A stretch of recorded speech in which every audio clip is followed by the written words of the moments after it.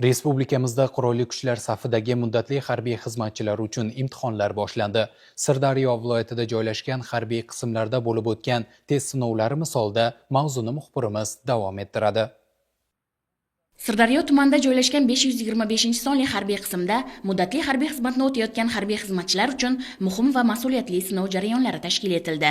Mazkur test sinovlari harbiy xizmatchilarga oliy ta'lim muassasalariga o'qishga kirish uchun beriladigan tavsiyanomalarni qo'lga kiritish imkonini yaratishi bilan ahamiyatlidir. Test sinovlari boshlanishidan avval harbiy xizmatchilarga jarayonning tartib-qoidalari, test topshirish mexanizmi hamda baholash mezonlari batafsil tushuntirildi. Sinovlar zamonaviy Face ID identifikatsiyasi tizimi orqali o'tkazilib, test topshirayotgan har bir harbiy xizmatchining shaxsi aniq tasdiqlandi. Bu esa test jarayonlarining shaffofligi va ishonchliligini ta'minlashga xizmat qiladi.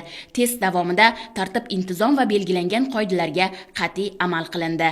Ushbu test sinovlari jangovar tayyorgarlik, ma'naviy-ma'rifiy tayyorgarlik, fizika, matematika va mantiqiy savollardan test sinovlari bo'lib o'tmoqda. Ushbu test savollar 100 tani tashkil etadi va maksimal 110 ballni qo'lga kiritishlari kerak.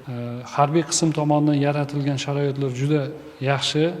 Askarlarimiz bemalol test sinovlarini topshirish uchun sharoitlar yaratilgan.